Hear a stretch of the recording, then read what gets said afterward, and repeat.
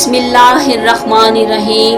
अल्लाहुम्मा सल्ली अला मुहम्मद व आले मुहम्मद। मोहतरम नाज़रीन, गुज़िश्ता दिनों पाकिस्तान के समा टीवी चैनल पर एक प्रोग्राम चल रहा था। प्रोग्राम का नाम मुकालमा विद खलीलुर रहमान कमर था।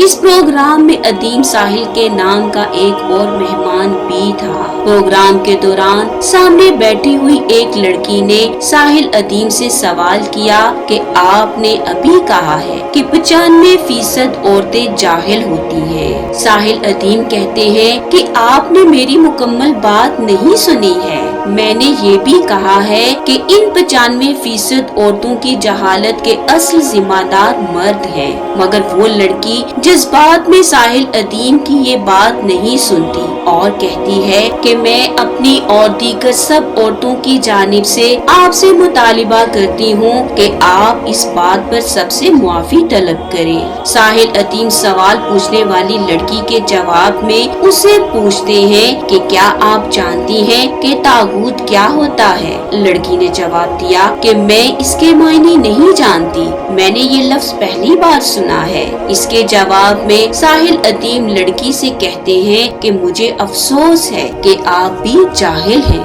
आज की इस वीडियो में हम ये जानते हैं कि ये लफ्ज़े तागूत असल में क्या है और इसके मायने क्या हैं। लफ्ज़े तागूत कहाँ और किस मकसद के लिए इस्तेमाल होता है। लुगत के एतबार से तागूत लफ्ज़े तुग़यान से निकला हुआ है। इसका मायने हद से बढ़ जाना और सरकशी करना है।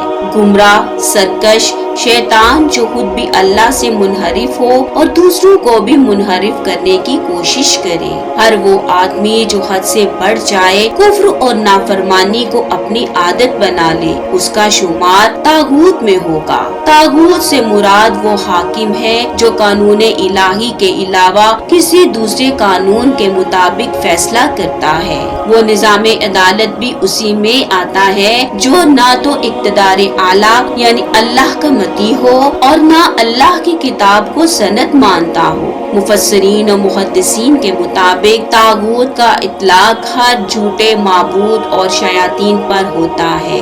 यानी तागूत अल्लाह ताला की मुखालिफत करने वाले को कहा जाता है। तागूत उस बुत या शैतान को भी कहा जाता है जिसकी माबूदे बरहक के अलावा इबादत और पैरवी की जाए। कुरान करीम की सूरह निसा में इरशाद है, जिन लोगों ने ईमान का रास्ता इख्तियार किया है वो अल्लाह की राह में लड़ते हैं और जिन्होंने कुफ्र का रास्ता इख्तियार किया है वो तागूत की राह में लड़ते हैं। इसका मतलब ये हुआ कि शैतान और उसके रास्ते पर चलने वाले, हाँ वो हुक्मरान हो, अदल करने वाले जजिस हों या उनके अहकामात पर अमल करने वाले और करवाने वाले, अगर ये अल्लाह की राह को छोड़कर शैतान के गिरोह में शामिल हो गए हैं तो ये सभी तागूत हैं। हजरत अली अलैहिस्सलाम से एक अजीबो गरीब रिवायत नकल की गई है कि रसूल अल्लाह ने एक इस्लामी लश्कर पर एक अंसार को हाकिम और अमीर बनाकर भेजा और लोगों को उसकी बात सुनने और उसकी अताअत करने का हुक्म दिया। लश्कर रवाना हो गया और एक मुकाम पर जाकर पड़ाव डाल दिया। वहाँ कुछ लोगों ने अमीर की अताअत से गुरेज किया और उसको बहुत गुस्सा दिलाया। बस अमीर लश्कर ने लोगों को लकड़ियाँ जमा करने का हुक्म दिया। लोगों ने लकड़ियाँ जमा कर दी। फिर अमीर ने हुक्म दिया कि इन लकड़ियों को आग लगा दो। जब आग अच्छी तरह भड़क उठी तो अमीर ने लोगों से पूछा कि क्या रसूल अल्लाह ने तुम्हें मेरी अताअत का हुक्म नहीं दिया था। सबने कहा रसूल अल्लाह ने आपकी अताअत का हुक्म दिया था। इस पर अमीर लश्कर ने हुक्म दिया कि फुला और फुला और फुला आग में कूद जाओ। सब हैरान हुए और कहा हम जहन्नम की आग से बचकर इस्लाम में दाखिल हुए, क्या अब हम मुसलमान होते हुए भी आग का ईंधन बनेंगे। ऐसी बातें होती रही हत्ता कि अमीर का गुस्सा ठंडा हो गया। जब लश्कर मदीना वापस आया तो लोगों ने आ हजरत से इस वाकया का जिक्र किया। आपने फरमाया कि तुमने अच्छा किया कि आग में नहीं कूदे, क्योंकि अमीर का ये हुक्म अब اپنے حد سے بڑا ہوا تھا، وہی حکم واجب الاطاعت ہوتا ہے جو حد سے بڑا ہوا نہ ہو۔ بس معلوم ہوا کہ کسی بھی حد سے بڑھ جانا طاغوتی فعل ہے۔ اسی طرح اللہ نے چوری،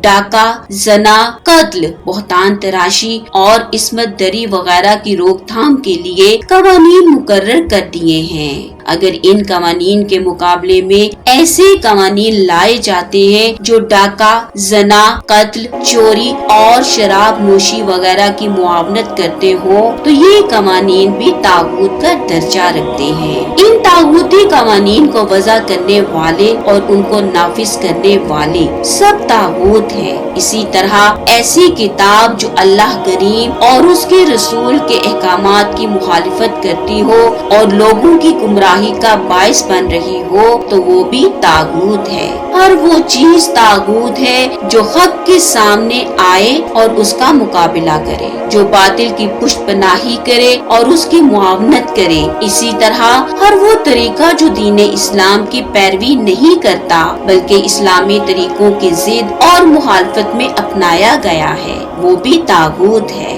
ہر وہ بادشاہ جو بزور طاقت بادشاہ بنا ہو اور اس کا ہر وہ حکم جو اللہ کی شریعت کی بنیاد پر نہ ہو وہ طاغوت ہے۔ اسی طرح ہر وہ سرکشی جو اللہ کی حدود سے تجاوز کر جائے، جو اسلام کے قائم کردہ ضابطوں سے نکل جائے، وہ طاغوت ہے۔ اللہ کریم ہمیں ان طاغوتی راستوں اور ضابطوں سے محفوظ رکھے اور ہمیں اپنے رسول مکرم صلی اللہ علیہ وآلہ وسلم کی اطاعت کرنے کی توفیق عطا کرے۔ اللہم صلی علی محمد وآل محمد۔